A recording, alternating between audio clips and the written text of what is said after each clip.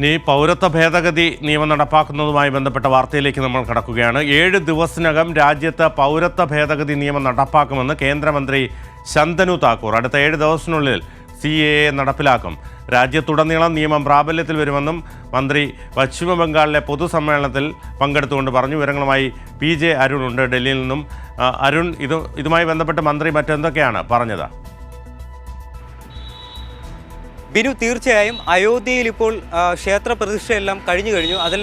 അതിൻ്റെ തുടർച്ചയായാണ് ഇപ്പോൾ വീണ്ടും ഈ രാജ്യത്ത് പൗരത്വ ഭേദഗതി നിയമം എന്ന് പറയുന്ന ഒരു വിഷയം വീണ്ടും ചൂടുപിടിപ്പിക്കാൻ വേണ്ടി കേന്ദ്ര സർക്കാരും BJP ഇപ്പോൾ ശ്രമം തുടങ്ങിയിരിക്കുന്നത്. ഇതിൻ്റെ ഭാഗമായാണ് കൊൽക്കത്തയിൽ നടന്ന പൊതുസമ്മേളനത്തിൽ സംസാരിച്ച കേന്ദ്ര ഷിപ്പിംഗ് മന്ത്രിയായ ശന്തനു താക്കൂർ ഇപ്പോൾ ഒരു പ്രഖ്യാപനം നടത്തിയിരിക്കുന്നത്. അദ്ദേഹത്തിൻ്റെ പ്രഖ്യാപനം പരിശോധിച്ചാൽ അദ്ദേഹം പറയുന്നത് 7 ദിവസത്തിനകത്ത് കേന്ദ്ര സർക്കാർ രാജ്യത്തുടനീളം പൗരത്വ ഭേദഗതി നിയമം നടപ്പിലാക്കുമെന്ന തരത്തിലുള്ള പ്രസ്താവനയാണ് അദ്ദേഹം നടത്തിയിരിക്കുന്നത്. ഇത് ആര് തടഞ്ഞാലും അദ്ദേഹം ഈ ഒരു നിയമം കേന്ദ്ര സർക്കാർ നടപ്പിലാക്കുമെന്ന തരത്തിലാണ് അദ്ദേഹം അഭിപ്രായപ്പെട്ടിരിക്കുന്നത്. എന്തായാലും ഇതുമായി ബന്ധപ്പെട്ട് നേരത്തെ തന്നെ നീക്കങ്ങൾ ആരംഭിച്ചതാണ്. ഇതുമായി ബന്ധപ്പെട്ട് കേന്ദ്ര ആഭ്യന്തര മന്ത്രാലയം ഓൺലൈനായി പോർട്ടലെല്ലാം ആരംഭിച്ചു കഴിഞ്ഞിട്ടുണ്ട്.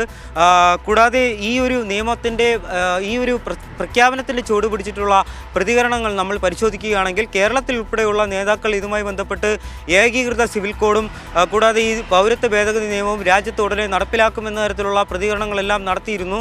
എന്തായാലും ഇതുമായി ബന്ധപ്പെട്ട് മുന്നോട്ട് പോകാൻ തന്നെയാണ് കേന്ദ്ര സർക്കാർ തീരുമാനിച്ചിരിക്കുന്നത് എന്ന തരത്തിലുള്ള സൂചനകളാണ് ഇപ്പോൾ നമുക്ക് ഏറ്റവും ഒടുവിലായി പങ്കുവയ്ക്കാൻ കഴിയുന്നത്.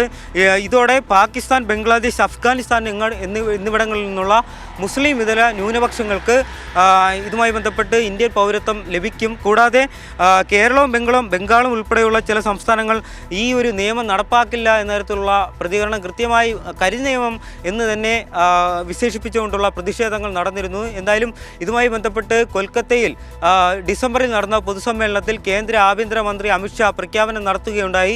എന്തായാലും ഏകീകൃത സിവിൽ കോഡ് അല്ലെങ്കിൽ പൗരത്വ ഭേദഗതി നിയമം ഈ ഒരു രാജ്യത്തിനകത്ത് നടപ്പിലാക്കും, അത് ആർക്കും തടയാനാവില്ല എന്ന തരത്തിലുള്ള ഒരു പ്രസ്താവനയാണ് കേന്ദ്ര ആഭ്യന്തരമന്ത്രി അമിത്ഷാ അന്ന് നടത്തിയത്. എന്തായാലും ഈ ഒരു പ്രസ്താവന സാധൂകരിക്കുന്ന തരത്തിലുള്ള പ്രതികരണങ്ങളാണ് രാജ്യത്തുടനീളമുള്ള BJP സംഘപരിവാർ നേതാക്കളുടെ ഭാഗത്തു നിന്നും ഉണ്ടാകുന്നത്.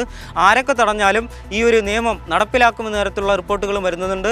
കഴിഞ്ഞ തവണ ലോക്സഭ തെരഞ്ഞെടുപ്പിനെ നേരിട്ടപ്പോൾ ഇവർ പുൽവാമയിൽ രക്തസാക്ഷ്യം വഹിച്ച ജവാന്മാരുടെ രക്തസാക്ഷ്യത്തിൻ്റെ പുറത്തിലാണ് ആ ഒരു ബലത്തിലാണ് ഈ ഒരു വികാരത്തിൻ്റെ പുറത്താണ് തെരഞ്ഞെടുപ്പിനെ നേരിട്ടതെങ്കിൽ ഇപ്പോൾ അയോധ്യയെയും രാമനെയും കൂടാതെ ഇതുമായി ബന്ധപ്പെട്ട് പൗരത്വ ഭേദഗതി നിയമത്തെയും ഉൾപ്പെടുത്തി കൃത്യമായ ഒരു വർഗീയ ധ്രുവീകരണം ലക്ഷ്യമിട്ടുകൊണ്ട് തന്നെയായിരിക്കും ഇപ്പോൾ ഈ ഒരു നടക്കാൻ പോകുന്ന ലോക്സഭാ തെരഞ്ഞെടുപ്പിനെ അഭിമുഖീകരിക്കാൻ പോവുക. എന്തായാലും ഇതുമായി ബന്ധപ്പെട്ട് ഓൺലൈൻ പോർട്ടലെല്ലാം കേന്ദ്ര ആഭ്യന്തര മന്ത്രാലയം സജ്ജീകരിച്ചത് വഴി എന്തായാലും ഈ ഒരു പൗരത്വ ഭേദഗതി നിയമം രാജ്യത്ത് നടപ്പിലാക്കും എന്ന തരത്തിലുള്ള സൂചനകൾ തന്നെയാണ് ലഭിക്കുന്നത്.